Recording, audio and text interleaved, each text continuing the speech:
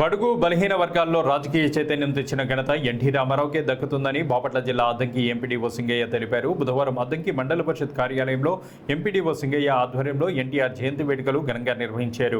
ఈ సందర్భంగా ఎన్టీఆర్ చిత్రపటానికి పూలమాలలు వేసి నివాళులర్పించారు. అనంతరం ఆయన మాట్లాడుతూ దేశంలోనే మొట్టమొదటిసారిగా ₹2కే కిలో బియ్యం ప్రవేశపెట్టిన పేదల మనసు గెలుచుకున్న ఏకైక వ్యక్తి నందమూరి తారక రామారావు అని కొనియాడారు. తెలుగు రాష్ట్రాల్లోనే కాకుండా ప్రపంచవ్యాప్తంగా ఎన్టీఆర్ శతజయంతి వేడుకలు ఘనంగా జరుగుతున్నాయన్నారు.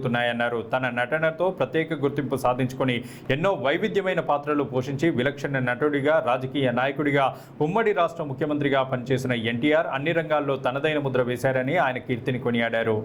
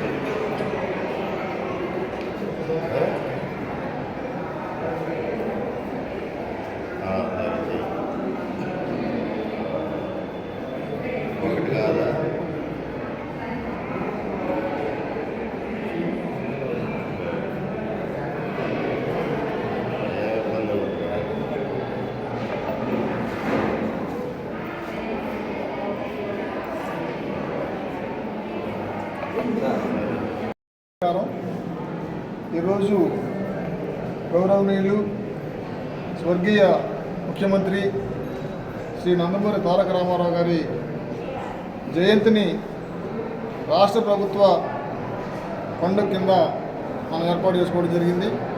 ప్రభుత్వ ఉత్తర్వుల ప్రకారం స్వర్గీయ ఎన్టీ రామారావు గారు 1923వ సంవత్సరం మే 18వ తేదీన కృష్ణా జిల్లా పామర్రు మండలంలోని నెమ్మకూరు గ్రామంలో లక్ష్మయ్య వెంకటరామమ్మ దంపతులకు జన్మించారు. ఆయన విద్యాభ్యాసంలో ప్రముఖ కవి విశ్వనాథ సత్యనారాయణ గారు తెలుగు విభాగానికి అధిపతిగా ఉండటం వల్ల వారికి తెలుగు పట్ల విపరీతమైన అభిమానం ఏర్పడింది. చిన్ననాటి నుంచే కళల పట్ల ఆసక్తి కలిగినటువంటి వారు కళాశాలలోనే నేషనల్ ఆర్ట్ థియేటర్ గ్రూప్ అనే సంస్థను ఏర్పాటు చేసి పలు నాటకాలు ప్రదర్శించడం జరిగింది. గౌరవ స్వర్గీయ ముఖ్యమంత్రి శ్రీ ఎన్టీ రామారావు గారికి బసవ తారకం సతీమణిగా ఉన్నారు. వారికి 11 మంది సంతానం ఉన్నారు. 11 మందిలో 7 కుమారులు, 4 కుమార్తెలు ఉన్నారు. చలనచిత్ర జీవితంలో అత్యంత ఉన్నత స్థాయికి వెళ్ళి 300 పైగా చిత్రాల్లో నటించి అనేక చిత్రాలకి నిర్మాతగాను, దర్శకులుగాను పనిచేసి తెలుగు సినిమా రంగాన్ని ఎంతోమంది కోట్లాది మంది అభిమానులకు ఆయన నాయకుడయ్యాడు. సినిమా రంగం తర్వాత 60 సంవత్సరాల వయసులో మనందరం రిటైర్ అవుతున్నాం అనుకుంటున్న వయసులో వారు రాజకీయ రంగ ప్రవేశం చేసి 1982వ సంవత్సరం మార్చి 29వ తేదీన అంటే సుమారుగా 59 సంవత్సరాలు దాటిన తర్వాత ఒక రాజకీయ పార్టీని స్థాపించడం జరిగింది. రాజకీయ పార్టీ అంతకుముందు ఎక్కడో ఢిల్లీలో కూర్చున్న నిర్ణయాలు ఆంధ్రప్రదేశ్ రాష్ట్రంలో అమలు జరగడం, కింది స్థాయిలో సరైన నాయకత్వం లేకపోవడం గమనించినటువంటి స్వర్గీయ రామారావు గారు పేద ప్రజల పట్ల అనేక పథకాలని రూపొందించి ఒక విప్లవాన్ని ఏర్పాటు చేయడం జరిగింది. ఇప్పుడు ఉన్నటువంటి పథకాలన్నీ కూడా ఆ రోజు ఆయన మొదలుపెట్టిన పథకాలే. అందులో ప్రధానమైనది పేదలందరికీ పట్టెడు అన్నం పెట్టేటువంటిది ₹2కే కిలో బియ్యం పథకం. ఈరోజు ఆ పథకం గురించి కొన్ని మాటలు వినపడుతున్నా, ఆ రోజు ముఖ్యమంత్రి గారు ఆ పథకం పెట్టినప్పుడు సుమారుగా 80% మంది రాష్ట్రంలో 80% మందికి వరన్నం తెలియని పరిస్థితి ఉంది.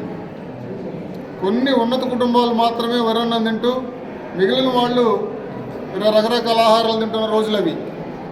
అది కూడా చాలని రోజులు. ఆ రోజుల్లోనే ముఖ్యంగా దళితుల పరిస్థితి, ఎస్సీ ఎస్టీ కులాలు, బీసీల పరిస్థితి, ఆహారమే ప్రధాన సమస్యగా ఉంది. ఈరోజు చాలా వరకు అది కాదు. వారికి వస్తున్నటువంటి సంపద, వారికి వస్తున్నటువంటి ఆదాయం, చాలని ఆదాయం ఆహారానికే పూర్తిగా సరిపోయేది. ఇంకా చాలా కుటుంబాలు చాలా ఉండేవి. ఇంకా చెప్పాలంటే ఒక్క పూట తిన్న కుటుంబాలు చాలా ఉండేవి ఆ రోజుల్లో. మిగిలిన పూట అది తిన్నట్టుగానే ఉన్నటువంటి కుటుంబాలు ఉన్నాయి.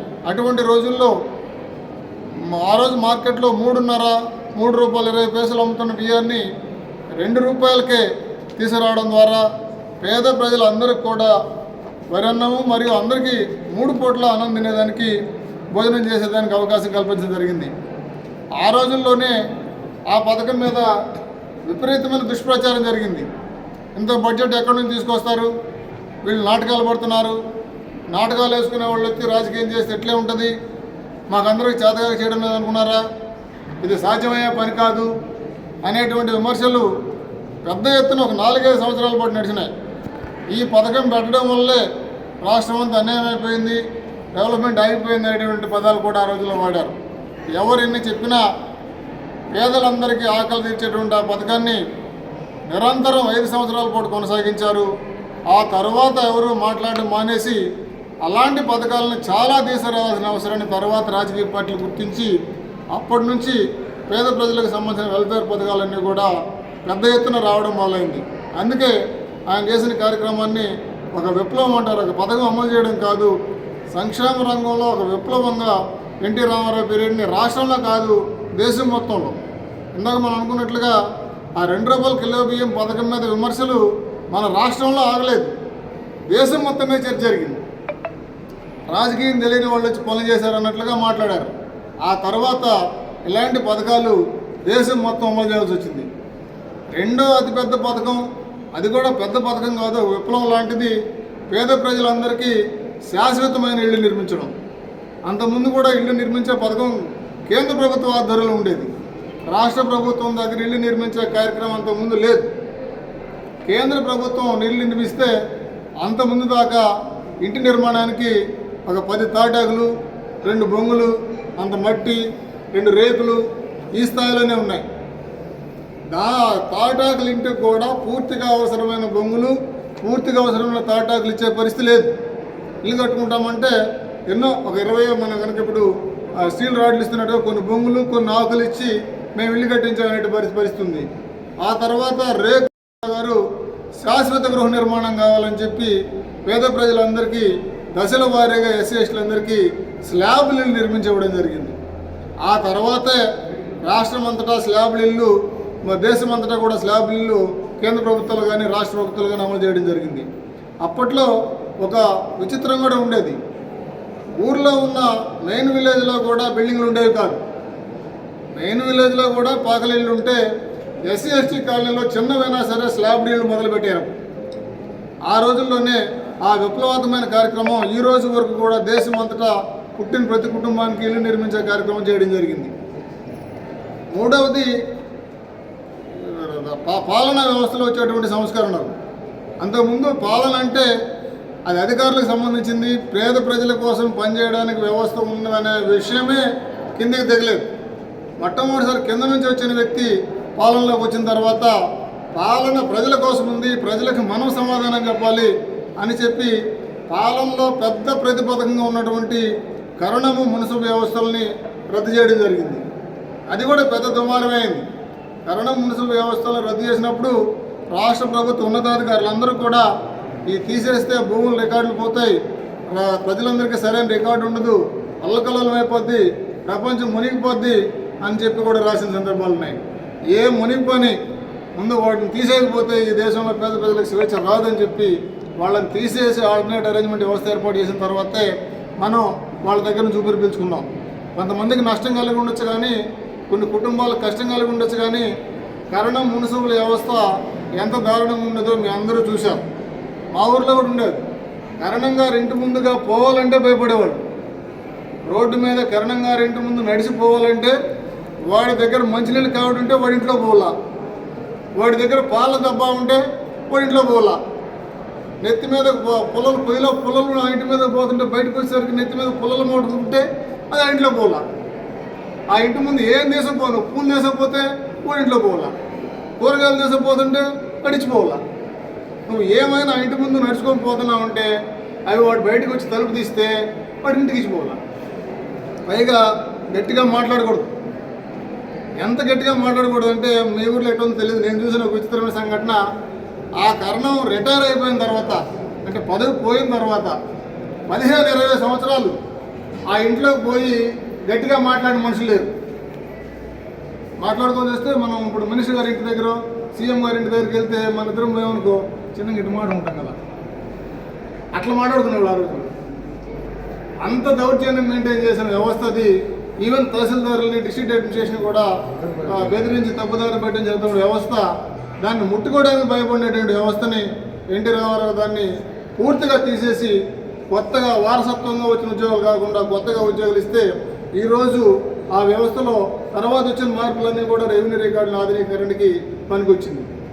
ఇంకో విప్లవాత్మైనది ఆంధ్రప్రదేశ్ రాష్ట్రంలోనే మొదలుపెట్టింది మహిళలకి ఆస్తి హక్కు. అంత ముందాకా మహిళలకు ఆస్తి హక్కు లేదు. తల్లి తండ్రి ఆ రోజు పెళ్ళప్పుడు ఏదైనా ఇస్తే ఇచ్చినట్టు, లేకపోతే లేదు.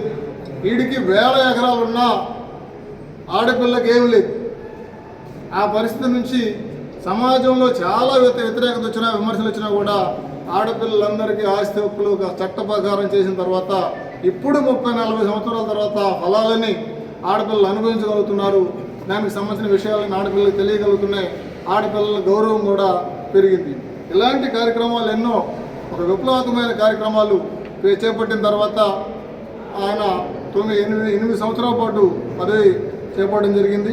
రాష్ట్రానికి ఒక స్థానానికి తీసుకొచ్చిన వ్యక్తి. అంతకుముందు ఢిల్లీలో చెప్పిన విషయాలన్నీ తీసుకొచ్చి రాష్ట్రంలో అమలు జరుగుతుంటే దేశంలో ఏం జరగాలో మన రాష్ట్రంలోనే డిసైడ్ అయ్యేటువంటి పరిస్థితి దేశ నాయకులందరూ కూడా ఒక తాటి మీద తీసుకొచ్చి ఒక వ్యవస్థను ఏర్పాటు చేసినటువంటి వ్యక్తి కూడా ఉన్నారు.